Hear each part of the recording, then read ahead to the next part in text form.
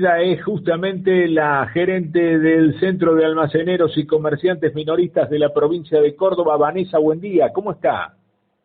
Muy buen día, Ariel, un saludo para usted y para toda la audiencia. Bueno, ustedes han realizado, como ya nos tienen acostumbrado, otro resumen, informe económico y social sobre el mes de marzo que arroja un dato en materia inflacionaria que pega fuerte, porque es del 6,94%. El estudio que ustedes han hecho justamente desde el área estadística del centro y, bueno, tienen cierto grado de asertividad, de precisión en los trabajos que vienen realizando. Este dato estaría indicando que estamos más cerca de los 7 puntos que de los 4 que había proyectado originariamente el ministro Massa. De hecho, nunca se llegó al 4%, pero aquí estamos, con afán de escucharle, Vanessa. Es así, Ariel, 6,94, cerrando un primer trimestre verdaderamente complicado, lejísimos de las expectativas gubernamentales, que ciertamente, muy claramente, lo decías, Ariel, nunca se llegó. Recordemos, si hacemos un raconto de lo que fue el primer trimestre, 5,86% de inflación para enero, 6,73% para febrero y 6,94% para marzo. Y otro, si uno cierra con este número de marzo, tenemos que decir que tenemos un acumulado interanual del 106,3% y si esto lo ponemos en términos monetarios, 195.115 pesos, lo necesario para una familia tipo integrada con 4 integrantes para afrontar una canasta básica total. Si a esto lo llevamos a qué es lo que sucedió en alimentos, lamentablemente se repite un comportamiento. Los alimentos suben más que la inflación y para este mes fue del 7,54. También, si hacemos el raconto, 6,64 para enero, 7,12 para febrero, 7,54 para marzo. Interanualmente los alimentos aumentaron 122,54% y esta misma familia necesita de 102.508 pesos para con ello no caer bajo la línea de indigencia. Bueno, realmente números más que preocupantes, teniendo en cuenta que, bueno, mes a mes hay algunos de los artículos de alimentos de máxima rotación que sufren, estamos hablando de un promedio, ¿no? Sufren incrementos que se escapan de lo que es la órbita del bolsillo. Sí, totalmente. Y estaba leyendo con atención el informe. Hay una proyección de la inflación del 97,3. ¿Estaríamos casi llegando a la misma inflación del año pasado? Es así, el año pasado cerramos prácticamente casi rozando el 100% de inflación. Bueno, una realidad muy compleja, estar normalizando, ¿no? Estando ya en marzo y normalizar de que nuevamente vamos a llegar al 100% de inflación es algo terrible sabiendo que no hay una actualización permanente de los ingresos de las familias correspondiente a este nivel de inflación. Pocos gremios logran llegar a paritarias donde igualen y superen la inflación, y ni hablemos de aquellos que no llegan, y mucho menos de aquellos en el contexto como lo es en Argentina, de la informalidad, del autoempleo, de aquellos que viven de changas, y por supuesto no hay paritaria que llegue a este segmento, ¿no? Bueno, esto nos habla del deterioro económico de las familias, porque bueno, en un contexto de tanta inflación vamos quedando atrás. Sí, es cierto. Yo estaba escuchando además lo que usted señalaba en materia de los alimentos, el aumento, y veía con mucha atención, de hecho que el día domingo leía en página 12 que los grandes supermercados han rechazado en materia alimenticia la lista de precios de empresas como Ledesma, Milcaut, Arcor, de diferentes harineras y de la empresa Mondelez, entre otras, que ya para esta semana traían la suba entre el 20 y el 40%. ¿Qué notaba yo?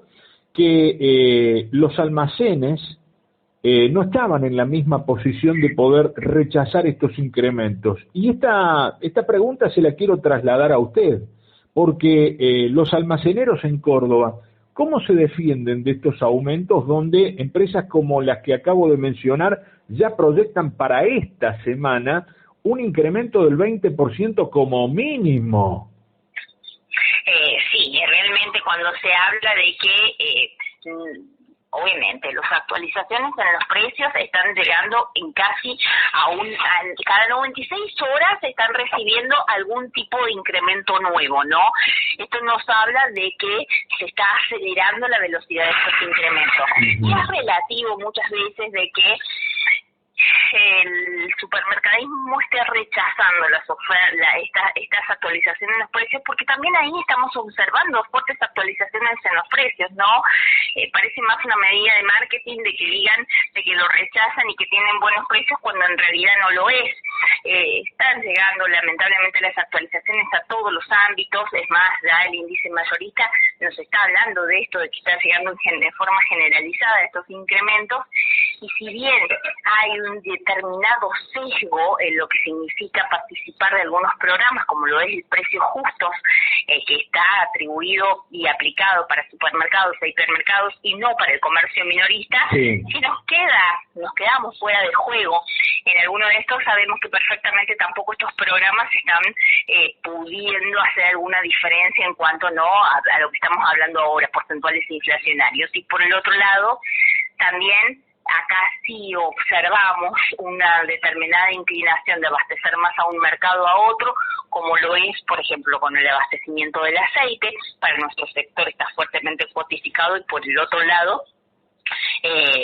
recordemos, ya en septiembre del año pasado llegó una actualización del 122% para el sector minorista y no tanto así para los supermercados e hipermercados. Bueno, estas diferencias inentendibles aplicadas desde la Secretaría de Comercio hacia un sector que viene muy complicado, pero a su vez es desconocer la forma en la que se abastece la ciudadanía, ¿no? Porque recordemos, entre el 65 y el 70% de la ciudadanía se abastece en el sector comercial minorista. Bueno, realmente no podemos entender cómo la Secretaría de Comercio Interior hace estas distinciones de trabajar con un ámbito y con el otro, y hasta ahora no hemos podido sentarnos a dialogar con ellos. Bueno, eso no había sucedido en ninguna otra gestión. Bien, a mí me sorprende de que se blanquee esto, que este tipo de empresas, Milcaut, Mondelez,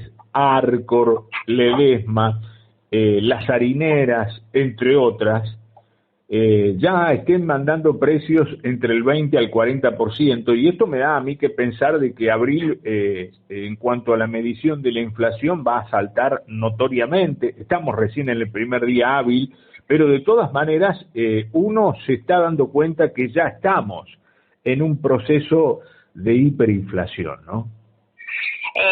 Nosotros por un lado analizamos que no querramos que las empresas comiencen con una especulación. Recordemos que estamos en un año electoral, sí, donde generalmente se aplican políticas de congelamiento y control de abastecimiento.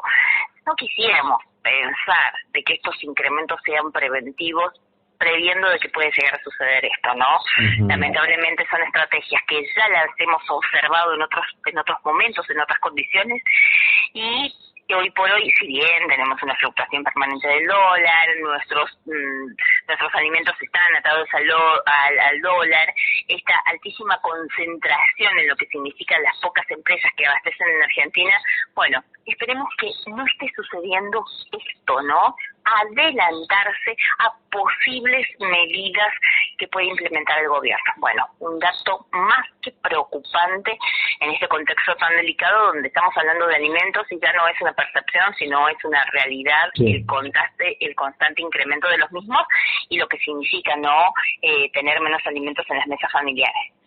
Usted hablaba de una canasta alimentaria por encima de los 195.000 pesos. Y uno se pregunta, caramba, ¿cuántos sueldos llegan hasta ahí? Y mira los sueldos públicos, y claro, hay algún sector de que sí llega y hay otro que no llega. y la disparidad es tan grande, es tan enorme, con esta variación incluyendo día a día, que todo se va licuando. Me gustaría que me cuente, en virtud a esta corrida permanente en cuanto al listado de precios de las empresas, si ustedes prevén realmente algún movimiento significativo por estas horas, a sabiendas de que Sergio Massa, el ministro de Economía, va a hacer anuncios el próximo miércoles. Bueno, realmente no, amén de este brutal incremento y hoy tener eso que hablábamos, ¿no? Estos 195.000 pesos que necesita una familia y que hoy muchas veces trabajando en blanco no se logra llegar a este nivel, mucho menos aquellas familias que se encuentran quizás bajo gremios que no se actualizan sus paritarias y mucho menos aquellos donde se trabaja en la informalidad. Bueno, la expectativa es incierta. Es más, no prevemos de que se plantee, para que esto se pueda llegar a contener, tiene que presentarse un excelente plan económico que contenga, que sea multidimensional, que contenga varias variables como para que empiece a contener verdaderamente las familias. Ese ritmo inflacionario se necesita de una forma urgente. Una oxigenación. Nos encontramos con familias muy endeudadas, que no se llega, con paritarias que nunca se logran, es una velocidad de inflación muy alta, que obviamente lo ideal sea que el gobierno proponga y detenga esta velocidad a la que estamos llegando, porque por supuesto esto siempre tiene una inercia inflacionaria y es difícil de frenar de golpe. Bueno, frente a toda esta realidad, bueno, esperemos a ver cuáles son las nuevas medidas que se implementen a partir del gobierno, que son necesarias y urgentes. Se debe contener estos números, no podemos normalizar otro 100% de inflación proyectada para este año, verdaderamente, ni los bolsillos ni psiquiátricamente la población puede afrontar otro año más con inflación tan alta. Veremos cuáles son las nuevas medidas que se puedan implementar, pero bueno, deben ser en un contexto de organización, previsibilidad, que es lo que le falta a esta Argentina para poder dar un oxígeno. Gracias, Vanessa, muy amable.